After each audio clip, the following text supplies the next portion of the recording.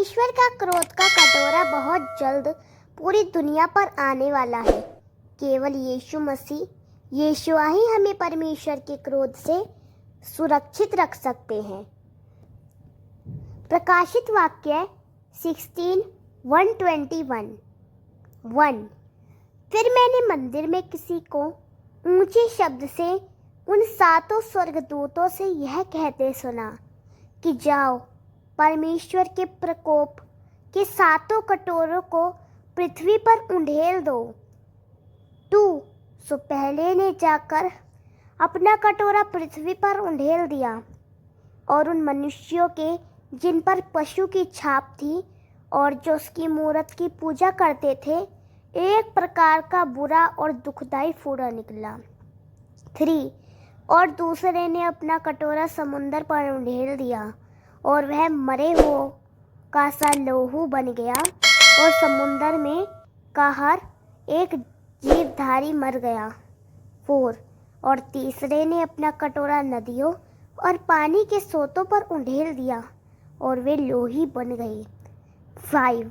और मैंने पानी के स्वर्गदूत को यह कहते सुना कि हे पवित्र जो है और जो था, तू न्यायी है और तूने यह न्याय किया। 6। क्योंकि उन्होंने पवित्र लोगों और भविष्यद्वक्ताओं का लोहू बहाया था और तूने उन्हें लोहू पिलाया क्योंकि वे इसी योग्य हैं। 7। फिर मैंने वेदी से यह शब्द सुना कि हाँ, हे सर्वशक्तिमान प्रभु परमेश्वर, तेरे निर्णय ठीक और सच्चे हैं। 8। और चौथे ने अपना कटोरा सूर्य पर उंडेल दिया और उसे मनुष्य को आग से झुलस देने की अधिकार दिया गया। 9। और मनुष्य बड़ी तपन से झुलस गए और परमेश्वर के नाम की, जिसे उन विपत्तियों का अधिकार है, निंदा की और उसकी महिमा करने के लिए मन न फिराया। 10। और पांचवें ने अपना कटोरा उस पशु के सिंहासन पर उंडेल दिया और उसके राज्य पर अंधेरा छा गया और लोग पीड़ा के मारे अपनी अपनी जीभ चबाने लगे। 11। और अपनी पीड़ाओं और फोड़ों के कारण स्वर्ग के परमेश्वर की निंदा की और अपने अपने कामों से मन न फिराया। 12। और छठवें ने अपना कटोरा बड़ी नदी फुरात पर उंडेल दिया और उसका पानी सूख गया कि पूर्व दिशा के राजाओं के लिए मार्ग तैयार हो जाए। 13। और मैंने उस अजगर के मुंह से और उस पशु के मुंह से और उस झूठे भविष्यद्वक्ता के मुंह से 3 अशुद्ध आत्माओं को मेंढकों के रूप में निकलते देखा। 14।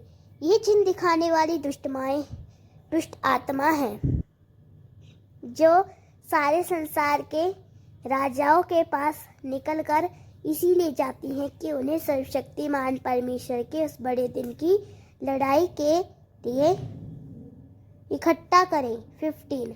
देख, मैं चोर की नाई आता हूँ। धन्य वह है जो जागता रहता है और अपने वस्त्र की चौकसी करता है कि नंगा ना फिरे और लोग उसका नंगापन न देखें। 16।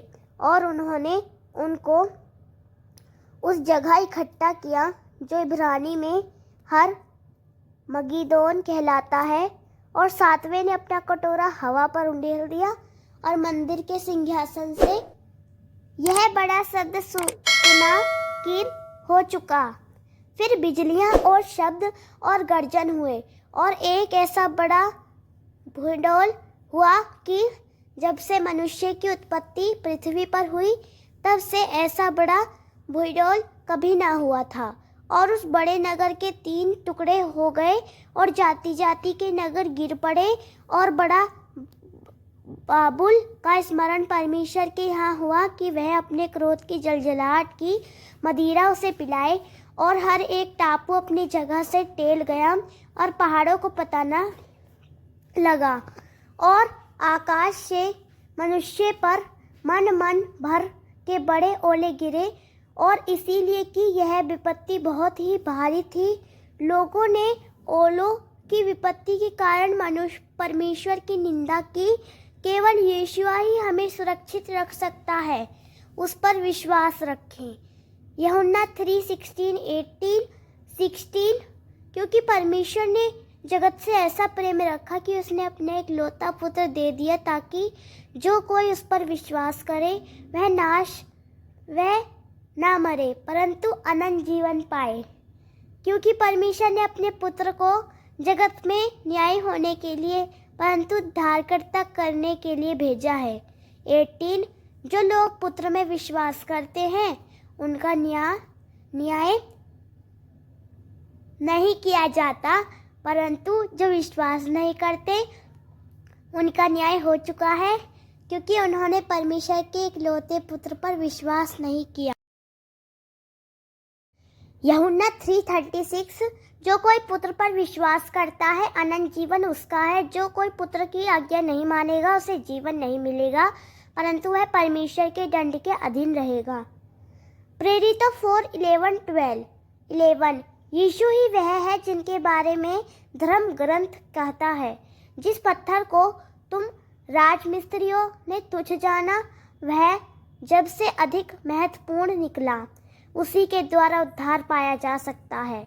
सारे संसार में परमेश्वर का दिया हुआ कोई दूसरा नहीं है जो हमें बचा सके। यूहन्ना 14:6 यीशु ने उसे उत्तर दिया, मार्ग और सत्य और जीवन मैं ही हूँ। मेरे बिना कोई पिता के पास नहीं जाता।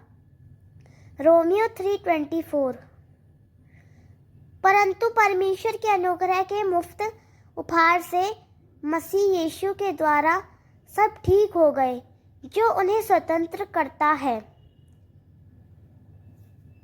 रोमियो 10:9-10 यदि तुम अंगीकार करो कि यीशु प्रभु है और विश्वास करो कि परमेश्वर ने उसे मृत्यु से उठाया तो तुम बचा लिए जाओगे। 10 क्योंकि विश्वास के द्वारा ही हम परमेश्वर के सम्मुख सही ठहरते हैं। यह हमारी स्वीकृति के द्वारा है कि हमें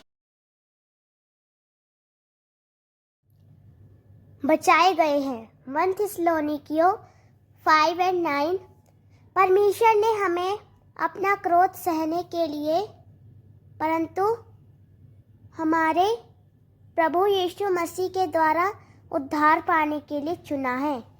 1 थिस्सलुनीकियों 5:23 परमेश्वर जो हमें शांति देता है वह तुम्हें हर तरह से पवित्र बनाए और हमारे प्रभु यीशु मसीह के आगमन पर तुम्हारे संपूर्ण अस्तित्व आत्मा और शरीर को हर दोष से मुक्त रखे। प्रकाशित वाक्य 3:10 क्योंकि तूने धीरज धरने की मेरी आज्ञा को माना है इस कारण मैं भी तुझे उस संकट के समय से बचा रखूंगा जो पृथ्वी पर सब मनुष्यों के परखने के लिए जगत पर आने वाला है। प्रकाशित वाक्य 1:3 धन्य वह है जो इस पुस्तक को पढ़ता है और धन्य वे हैं जो इस भविष्यवाणी संदेश के शब्दों को सुनते हैं और इस पुस्तक में लिखी बातों का पालन करते हैं क्योंकि वह समय निकट है जब ये सब बातें घटित होंगी।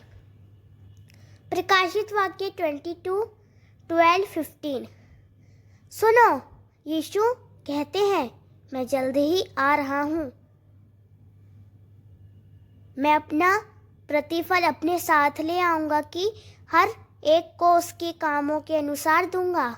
मैं प्रथम और अंतिम आदि और अंत हूँ। 14 धन्य है वे जो अपने वस्त्र धोकर शुद्ध होते हैं और जीवन के वृक्ष का फल खाने और फाटकों से होकर नगर स्वर्ग में प्रवेश करने का अधिकार रखते हैं। परंतु नगर के बाहर टेढ़े लोग, जादू करने वाले, व्यभिचारी, हत्यारे, मूर्तों की पूजा करने वाले और वचन और काम दोनों में झूठे हैं। आमीन। अगर आपको ये वीडियो पसंद आया हो तो आप इस वीडियो को लाइक करें और हमारे चैनल पवित्र यीशु 97 को सब्सक्राइब करें और कमेंट में प्रभु की महिमा के लिए आमीन या हालेलुया ज़रूर लिखें। Thank you.